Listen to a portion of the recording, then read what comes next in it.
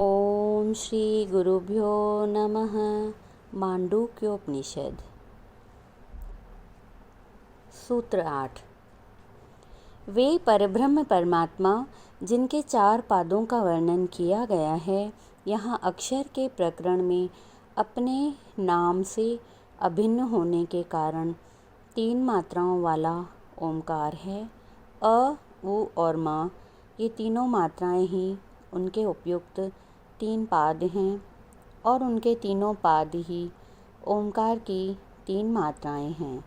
जिस प्रकार ओमकार अपनी मात्राओं से अलग नहीं है, उसी प्रकार अपने पादों से परमात्मा अलग नहीं है।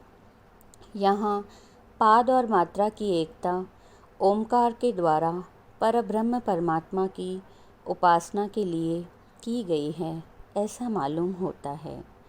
ओमकार की किस मात्रा के ब्रह्म के किस पाद की एकता है और वह क्यों है? इस जिज्ञासा पर 3 मात्राओं का रहस्य समझाने के लिए प्रथम पहले पाद और पहली मात्रा की एकता का प्रतिपादन करते हैं। परब्रह्म परमात्मा के नामात्मक ओमकार की जो पहली मात्रा अ है, यह समस्त जगत के नामों में अर्थात किसी भी अर्थ को बतलाने वाले जितने भी शब्द हैं, उन सब में व्याप्त हैं।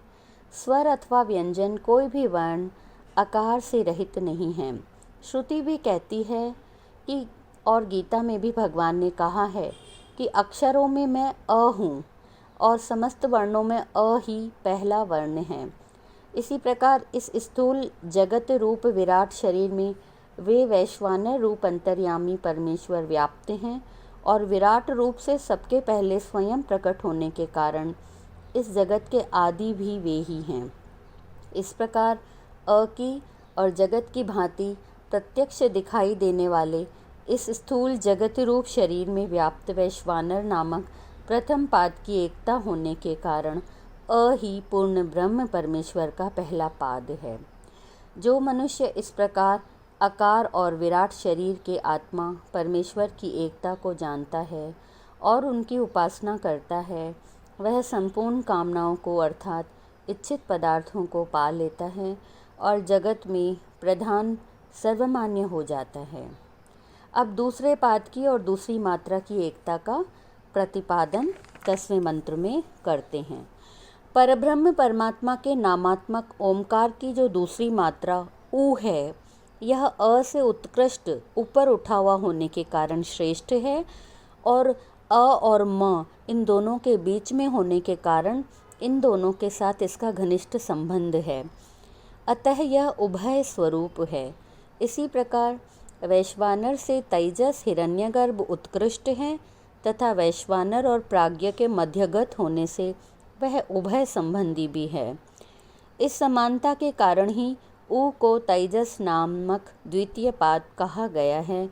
भाव यह है कि यह इस स्थूल जगत के प्राकट्य से पहले परमेश्वर के आदि संकल्प द्वारा जो सूक्ष्म दृष्टि उत्पन्न होती है, जिसका वर्णन मानस सृष्टि के नाम से आता है, जिसमें समस्त तत्व तन्मात्राओं के रूप में रहते हैं, स्थूल रूप में परिणत नहीं होते, उस सूक्ष्म जगत रूप शरीर में चेतन प्रकाश स्वरूप हिरण्यगर्भ परमेश्वर इसके अधिष्ठाता होकर रहते हैं तथा कारण जगत और स्थूल जगत इन दोनों से ही सूक्ष्म जगत का घनिष्ठ संबंध है।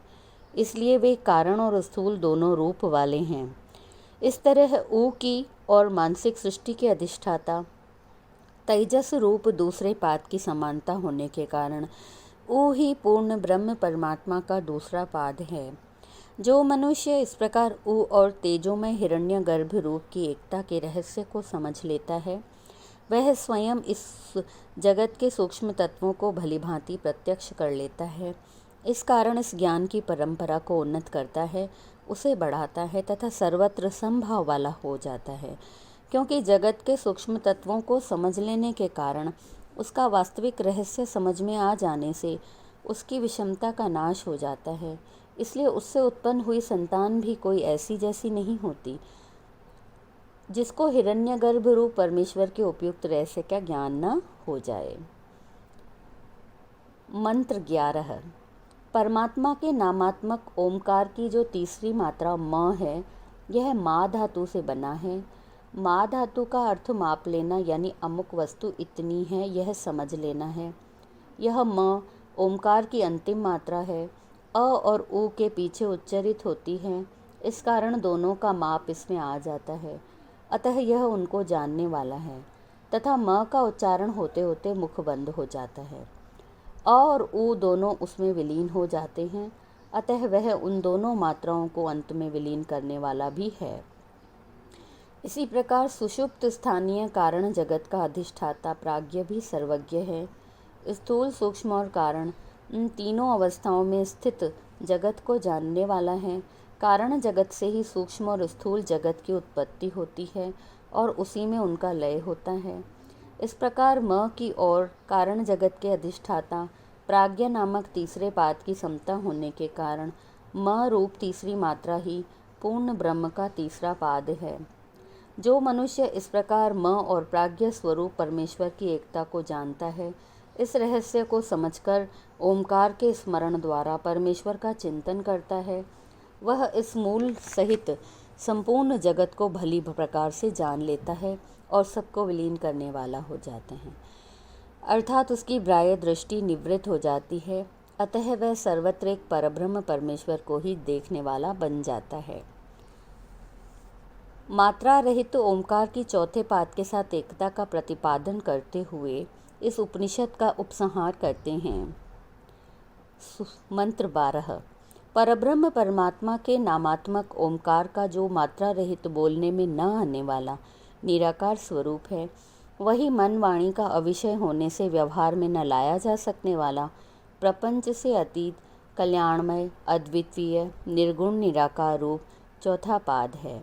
भाव यह है कि जिस प्रकार तीन मात्राओं की पहले बताए हुए तीन पादों के साथ समता है, उसी प्रकार ओमकार के निराकार स्वरूप की परब्रह्म परमात्मा के निर्गुण निराकार निर्विशेष रूप चौथे पाद के साथ समता है।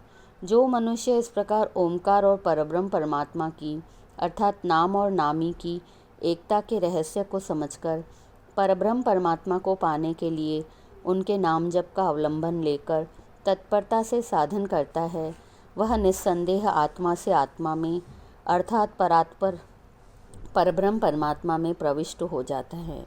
जो इस प्रकार जानता है, इस वाक्य को 2 बार कहकर उपनिषद की समाप्ति सूचित की गई है। परब्रह्म परमात्मा और उनके नाम की महिमा अपार है, उसका कोई पार नहीं पा सकता। इस प्रकरण में उन असीम पूर्ण ब्रह्म परमात्मा के 4 पादों की कल्पना, उनके स्थूल सूक्ष्म और कारण, इन तीनों सगुण रूपों की और निर्गुण निराकार स्वरूप की एकता दिखाने के लिए तथा नाम और नामी की सब प्रकार से एकता दिखाने के लिए एवं उनकी सर्वभवन सामर्थ्य रूप जो अचिंत्य शक्ति है, वह उनसे सर्वथा अभिन्न है, यह भाव दिखाने के लिए की गई है, ऐसा अनुमान होता है। अथर्ववेदीय मांडूक्योपनिषद समाप्त। शांति पाठ।